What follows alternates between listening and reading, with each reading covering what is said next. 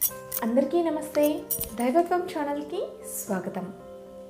మనలో నిత్యం ప్రతి ఒక్కరూ కూడా ఏదో ఒక సమస్యతో బాధపడుతూనే ఉంటారు.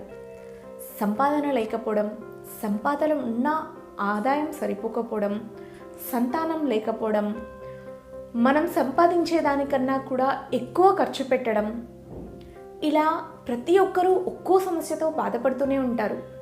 కొందరు ఎంత ప్రయత్నించినా కూడా తమ సమస్యల నుండి బయటికి రాలేకపోతూ ఉంటారు. అలాంటి వారందరూ కూడా నవగ్రహ దోషాలు ఉన్నట్లే అని జ్యోతిష్య పండితులు చెప్తున్నారు. అలాంటి నవగ్రహ దోషాలు పోవాలంటే ఏం చేయాలి, ఎలాంటి పనులు చేస్తే ఎలాంటి ఫలితాలు వస్తాయి అనే విషయాలన్నీ కూడా ఈ వీడియో చూసి తెలుసుకుందాం.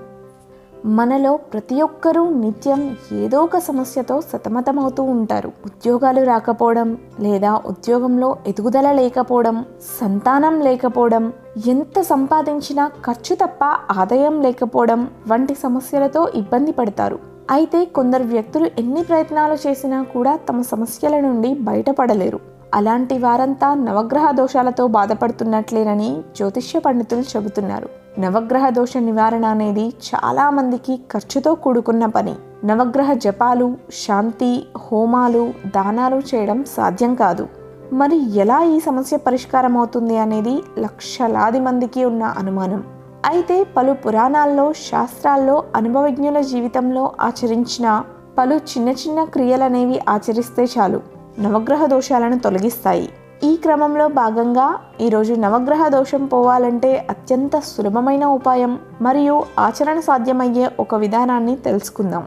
జన్మించిన సమయాన్ని బట్టి మన జాతకంలో ఆయా గ్రహాలు ఉన్న స్థానాన్ని బట్టి మంచి చెడు ఫలితాలు నిర్ణయించబడతాయి. ఎటువంటి దోషాలకైనా పలు శాస్త్రాల్లో చెప్పిన విధంగా సులభమైన పరిష్కారాలు ఖచ్చితంగా ఉంటాయి. గోవు అంటే దేశవాళీ ఆవు ద్వారా మన నవగ్రహ దోషాలను తొలగించుకోవచ్చు. గోవులోని అంగాలలో సమస్త దేవతలు కొలువై ఉంటారు. సప్త ఋషులు, నదులు, తీర్థములు గోవులో ఉంటాయి. గోపాదలో ధర్మార్థ కామ మోక్షములు ఉంటాయి. ఆవు కాళ్ళను కడిగి ఆ నీటిని నెత్తిమీద చల్లుకుంటే సర్వ పాపాలు నశిస్తాయి. అంతేకాకుండా గోవులు సాయంత్రం ఇంటికి వచ్చే సమయాన్ని గోధూళి వేళ అంటారు. ఆ సమయంలో ఎవరైతే గోధూళిలో నిలబడతారో వారికి నవగ్రహ దోషాలు తొలగిపోతాయి. భక్తితో ఇష్టదేవత నామస్మరణతో గోధూళిలో నిలబడాలి. ఇలా కొన్ని రోజుల పాటు చేస్తే తప్పకుండా నవగ్రహ దోషాలు తొలగిపోతాయి. అదేవిధంగా గోవుకు నవధాన్యాలు, ఆకుకూరలు, పండ్లు మొదలైనవి తినిపిస్తే సకల శుభాలు కలుగుతాయి. గోపూజకు భక్తి అనేది ప్రధానం, అంతేకాని మడి ప్రధానం కాదు. సూక్ష్మంలో మోక్షం పొందాలంటే గోపూజ, గోదానం, గోసేవ చేసుకోండి. తప్పక విశేష ఫలితాలు కలుగుతాయి. గోధూళి వేళ స్వదేశీ గోవులు ఉన్న చోట నిలబడండి. వీలైతే గోవులు నడిచిపోయిన వెంటనే ఆ మట్టిని కొంత సేకరించి మీ ఇంట్లో పెట్టుకొని ప్రతిరోజు ఉదయం స్నానం చేసిన తర్వాత పొడి భస్మంలా నుదుటన కొంచెం పెట్టుకోండి. ఇలా చేయడం వల్ల మీకున్న నవగ్రహ దోషాలన్నీ తొలగిపోయి సకల శుభాలు కలుగుతాయి. ఇలాంటి మరిన్ని విషయాల కోసం దైవత్వం ఛానల్ని సబ్స్క్రైబ్ చేసుకోండి.